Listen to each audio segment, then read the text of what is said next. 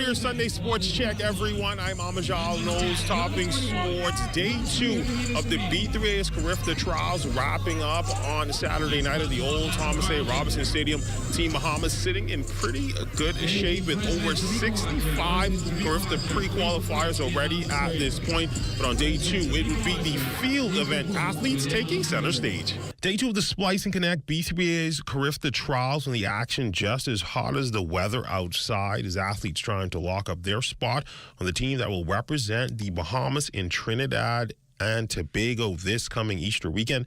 On day 2 would be a number of field athletes throwing and leaping to new heights. Up first in the girls under 17 long jump, we would see 3 young ladies jump past the Carifta qualifying standard of 5.45 meters, with Jose Johnson leaping the furthest with a jump of 5.88 meters. And second would be Teray Forbes with a leap of 5.75. And third, Keely DeVoe with a jump of 5.47 meters. I just want to give thanks to my coaches and give thanks to the man above, because without him, none of this would have been possible. Some people doubted me, but now I came and showed them that I was able to do it.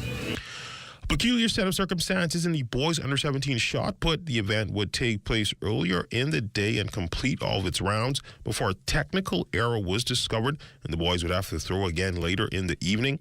But emerging victorious after a grueling series of throws would be triple threat throws Carmela Woodside with a heave of 14.28 meters to attain the Carifta pre-qualifying standard. Going into the throw, I knew I had already won the competition, so all the pressure was off, and all I had to do was execute. Yeah. Just tell us a bit about, mentally. I know earlier you guys had already thrown.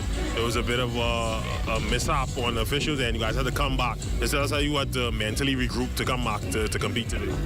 No, I wasn't really the happiest about it, but, my coaches, they talked to me, got my mind straight, and came out and threw.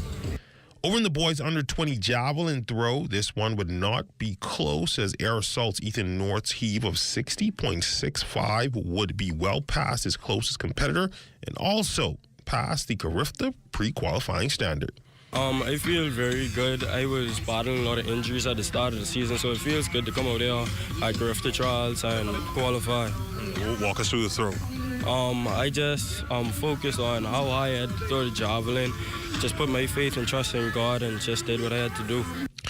And in another hotly contested division, the boys under 17 high jump would produce 3 Carifta pre-qualifiers, but soaring past the competition would be T-Birds Flyers Obadiah Cherazar with a leap of 1.98 meters.